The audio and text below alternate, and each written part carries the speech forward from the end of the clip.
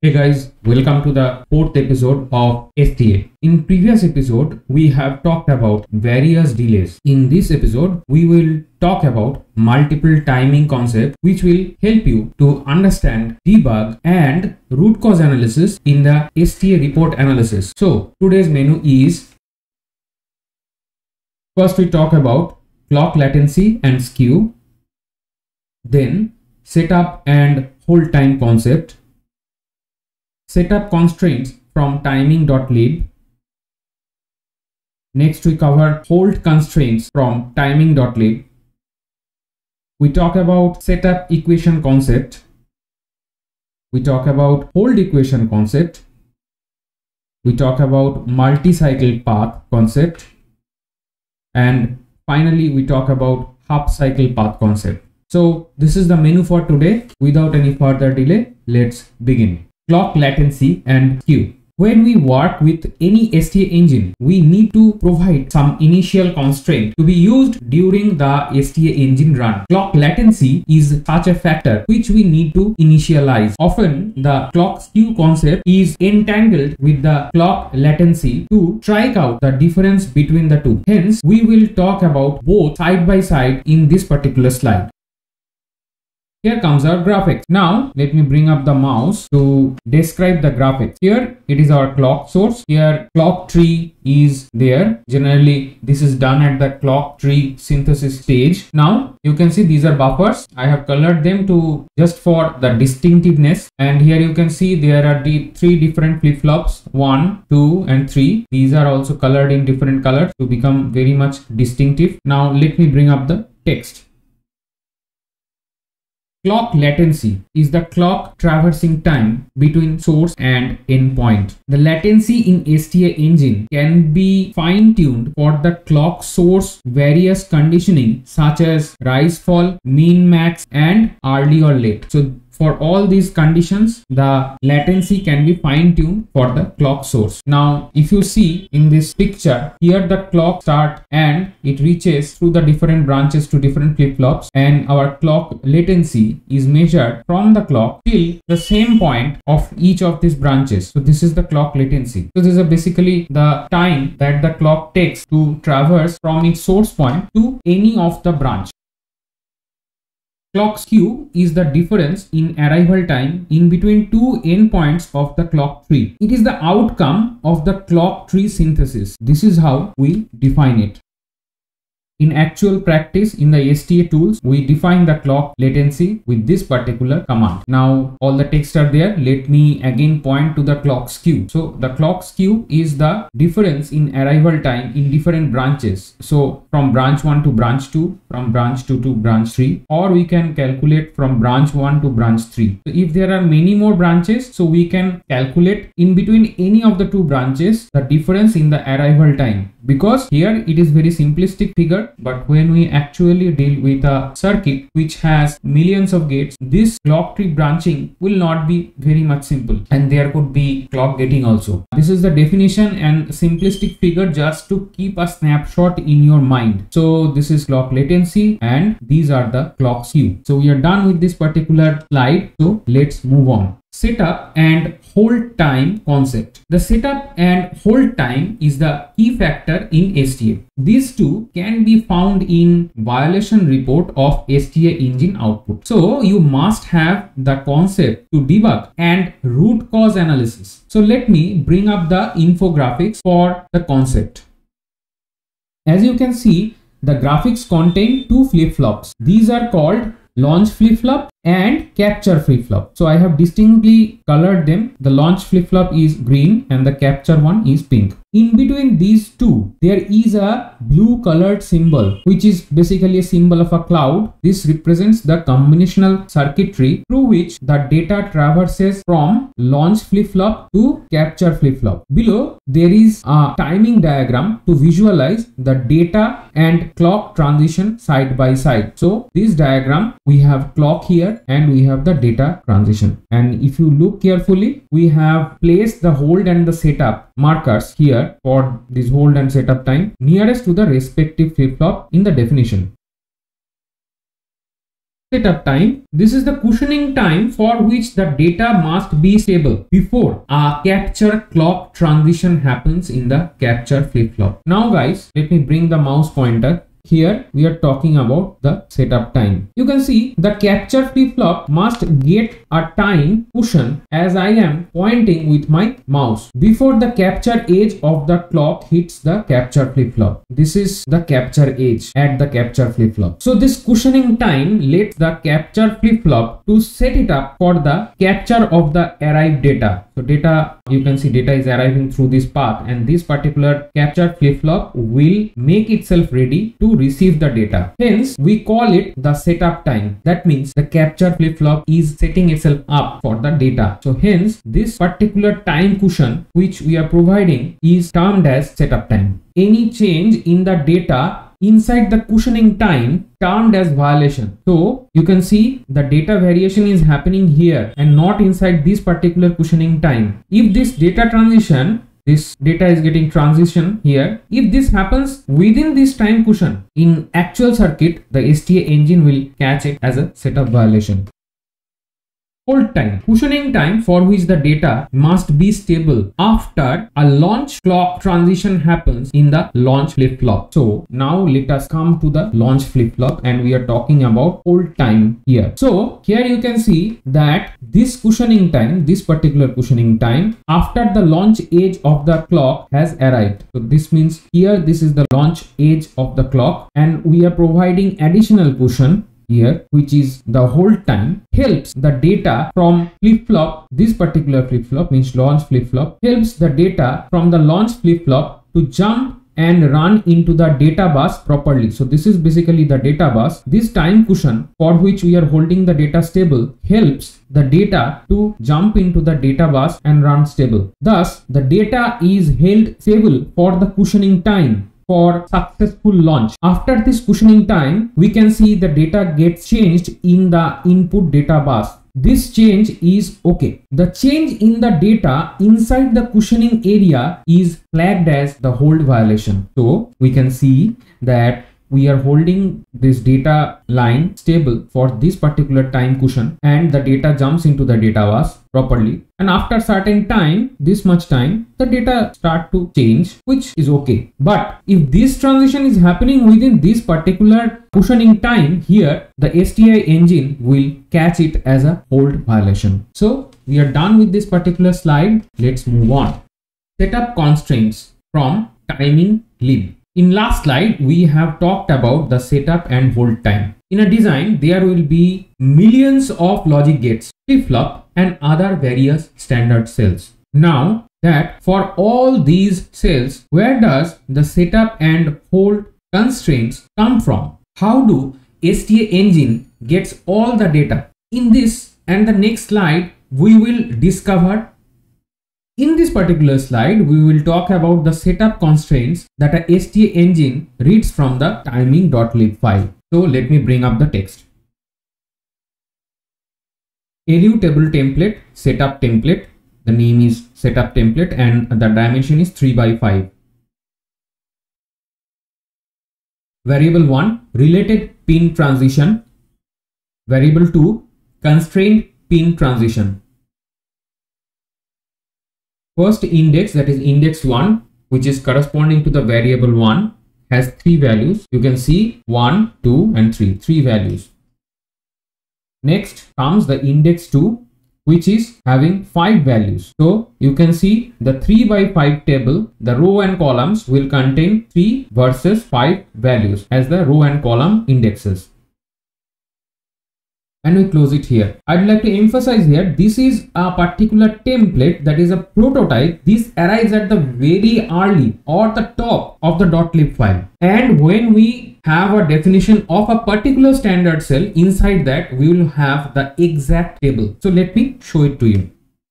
Inside each cell, there will be a timing block, inside which there will be first the pin, which is a related pin, will be marked as related pin clock. Then timing type is setup falling. Rise constraint, setup template 3 by 5. Now you can see the actual table, the lookup table comes here. Here are the index values of the row index, that is p values 0.06, 0.3 and 0.6.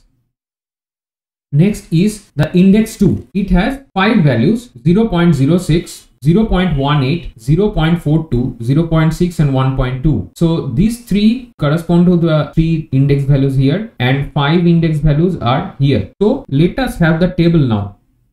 Values like that is this comes the first row, second row, third row, and we close it.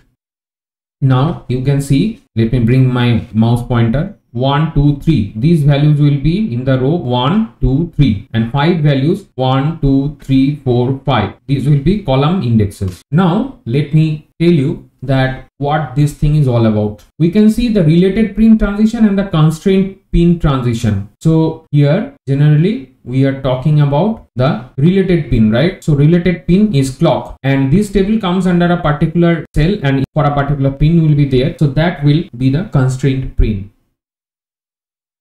Now we also have a similar table for the fall constraints. So we have a rise and fall constraints. Similarly here the 3 indexes for the rows are 0.06, 0.3 and 0.6 and there are 5 column indexes here. And next comes our table, first row, second row, third row, and we close the table. And we finally close the timing block. So this timing block will appear inside the .lib file deep down for each particular standard cell. Now you know that any particular standard cell means it could be a logic gate or it could be some other particular standard cell. So when the ST engine reads the .lib, it gathers all this data and it have a mapping of this timing will come for a particular pin of a particular cell and with respect to the pin clock. So if we say if this is for Q, right, the clock to Q transition. So clock to Q delay values, we will have the transition values. So we know that these are related pin transition, means these are clock transitions, and say if it is Q, so for Q transition. So we have the clock transitions here and we have the Q transitions here, and for each combination there could be one value coming. The ST engine will manage the calculation. How? Now if these indexes are exact values, then they will find the direct values. If some value is in between, so if there is a value between this and this and this and this, some value here and here, what the ST engine will do, it will use a numerical method called interpolation and find out the value. So here when this table is characterized during the Liberty file characterization, all the extreme values, so from here to here if we come diagonally, all the extreme values are covered in this table so that we have all the extreme values. And as you know, any particular .lib is generated for various PVT conditions. So definitely for each PVT there will be a different .lib. Thus we get all the combination for all the kind of PVT variations. Now the ST engine have all these data inside, and when it dynamically calculates, right, the delay for different paths and all for the AT, RAT factors that we have explained already in previous episodes, all these factors the ST engine judges from the data that reads from the .lib. So that is a very important factor to have all this data in the .lib, and this is how we are relating the setup and hold concept and the corresponding constraint that is coming from the .lib. This will be used in the actual ST engine when it runs, but whenever this run is happening, it will happen in a blink of an eye. We are done with this particular slide, so let's move on. Hold constraints. In this slide, we will explore the hold timing constraints from the timing.lib. Now here again, we have first the LU table template, and it is 3 by 5. So first variable is related pin transition. Variable 2 is a constraint pin transition. And here comes our the row index. And here comes our 5 column index, because the table is 3 by 5. As you can see here, 3 by 5. So 3 and 5 values are there. And here we close our table template. Again, I am mentioning this will be way up at the very beginning of the .lib where you find all these templates. You can also have a similar word prototype of a table. Here we get the prototype for the row and column values. But in actual practice for each cell, the actual data will come into the timing paragraph, you can say. So, or the timing block. And these hold constraints are like this. This is a one example. Related pin is clock. Timing type is hold falling. rise constraint hold template 3 by 5. So this is rise constraint, and this will contain a 3 by 5 table. Row indexes are these are actual index values, and these actually overrides. So these 3 values are actually overriding these 3 values for that particular cell for which we are having this data. Next, we have 5 column values here, and we start the table. So first row, second row, and third row, and we have 5 corresponding columns. So our 3 values, 1, 2, 3, they sit here, here, here, and these 5 will sit here, here, here, here. So there will be 5 values, 1, 2, 3, 4, 5 here. Again, we close this particular rise constraint table, this lookup table, and next we have the fall constraint.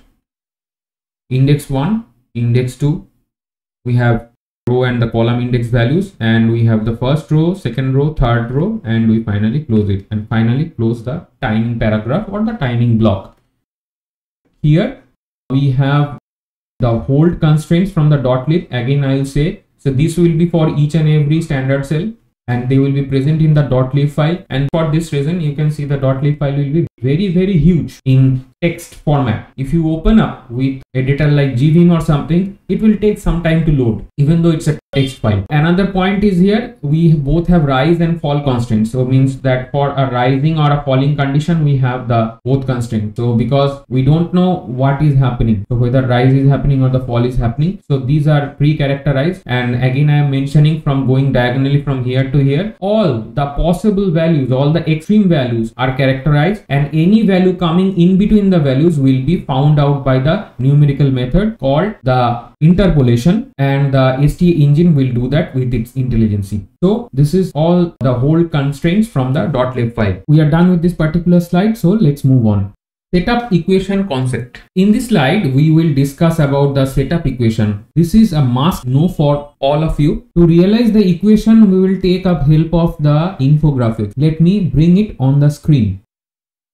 Here. Now in this picture, there are 2 flip-flops. First one is the launch flip-flop colored in green, and the another is the capture flip-flop on the right hand side colored in pink. Now there is a blue cloud symbol used for the combinational path that the data passes through before reaching to the capture flip-flop. Our first path is from clock pin of the launch flip-flop to the D pin of the capture flip-flop. So this is our first path. This path is used for the data transmission. This path is used for the data transmission. The second path starts from the clock pin of the launch flip-flop and goes up to the clock pin of the capture flip-flop, passing through 2 buffers, buffer 1, buffer 2, or buffer 1, buffer 2. They have distinct colors. Now in this whole diagram, we can see there are several red dots here, here, here, here, here. These red dots denotes the delay caused by their respective label.